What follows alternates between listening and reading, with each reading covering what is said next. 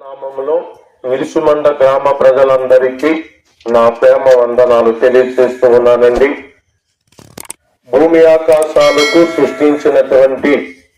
ఆకాశాలను సృష్టించినటువంటి సృష్టికర్త తన స్వరూపమున తన పోలుకు చొప్పున నరుని నిర్మించుకున్నాడు. మనుషులందరినీ కలగ చేసిన దేవుడు ఆదికాండము 6వ అధ్యాయం 5వ వచనములో 6వ వచనంలో కూడా బాధపడుతూ నరుల యొక్క హృదయములోని యొక్క ఊహ తలంపులన్నీ కూడా కేవలము చెడ్డవని చెప్పినారండి. తదుపరి మరల ప్రవక్త అయిన ఇర్మియా ద్వారా 17వ అధ్యాయము 7వ వచనంలో హృదయము అన్నిటికంటే ఘోరమైనది, దానిని గ్రహింపగలవాడు ఎవడని దేవుడు పలికినాడండి. ప్రభునందు ప్రియులారా, లూకా సువార్త 19వ అధ్యాయంలో యేసు ప్రభు కొత్త ఎరుగో పట్టణాన్ని దర్శించి ఆ పట్టణము గుండా వెళ్తూ ఉన్నాడు. ఆ సమయంలో ఒక జక్కయ్య అనే వ్యక్తి యేసు ఎవరో చూడగోరాడు. కానీ అతడు పొట్టివాడునై ఉన్నందున జనులు గుంపుగా ఉండునందున యేసు ప్రభుని చూడలేని పరిస్థితి అయింది. అప్పుడు అతడు ఒక మేడు చెట్టు ఎక్కినాడని దేవుని వాక్యములో చూస్తున్నాము.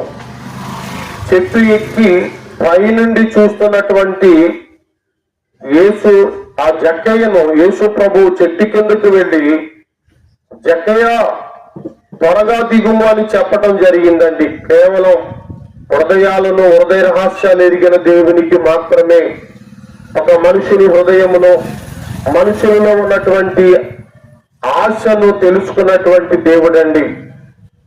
బాల్యము నుండి ఊహంతా చెడ్డదని చూసిన దేవుడు, హృదయము ఘోరమైనదని చెప్పిన దేవుడు జక్కయ్య దగ్గరికి వచ్చినప్పుడు, జక్కయ్య త్వరగా దిగుము అని చెప్తూ నేడు ఈ ఇంటికి రక్షణ వచ్చిందని జక్కయ్యను గురించి యేసు ప్రభు చెప్పినారండి.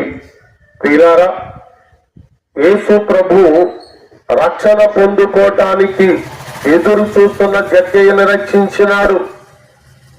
మిమ్మల్ని కూడా రక్షించువాడు.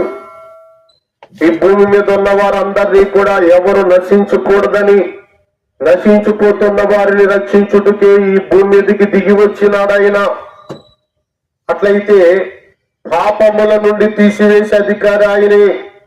ఎలా అయ్యారు అధికారి అంటే మనందరి పాపముల నిమిత్తం 1 కొరింథీ 15వ అధ్యాయము 3వ వచనం ప్రకారంగా మన కొరకు చనిపోయినారు, సమాధి చేయబడినారు, తిరిగి 3వ దినమున మృతుల నుండి లేచినారు. మన పాపముల కొరకై తన విలువైన శ్రేష్టమైన రక్తాన్ని చిందించి మనకు క్షమాపణ అనుగ్రహించినారు.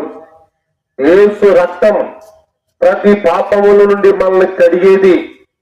కాబట్టి ఎంత ఘోరమైన పాపినైనను నా యొద్దకు రండి అని పిలుస్తున్నారు. ప్రయాసపడి భారం మోసుకొనుచున్న సమస్త జనులారా నా యొద్దకు రండి అని పిలుస్తూ యోహాను సువార్తలు అన్నారు, నా యొద్దకు వచ్చు వానిని నేను ఎంత మాత్రమును త్రోసివేయనని చెప్పాడు. కాబట్టి త్రోసివేయకుండా నీవు ఘోరమైన హృదయపు వ్యాధితో ఉండినను నీ హృదయాన్ని నీ ఆత్మను కడిగే దేవుడు, మచ్చ దావు లేకుండా కడిగి నిన్ను రక్షించువాడు ఈ ఉదయ కాలమున ఆయన చెంతకు వస్తే నిన్ను రక్షిస్తాడు. ఆయన నిన్ను క్షమిస్తాడు, నీకు నిత్య జీవనిస్తాడు. యేసు ఇచ్చే రక్షణ విలువైంది. అయితే మన జీవం ఏపాటిది?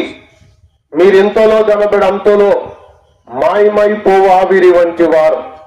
బ్రతికుండగానే యేసునందు విశ్వాసం ఉంచితే రాబోతున్న నరకమనే అగ్ని గంధకములు గుండము మానవాత్మ తప్పించుకొని పరలోకానికి చేర్చబడుతుందండి. కాబట్టి యేసు ప్రభువుని హృదయమందు బ్రతికుండగానే ప్రతిష్ఠించుకోండి. దేవా, పాపినైన నన్ను కరుణించుమని పలకండి. ప్రభు ఈ మాటలు విన్న మిమ్మల్ని రక్షించి కాపాడును గాక. ఆమేన్.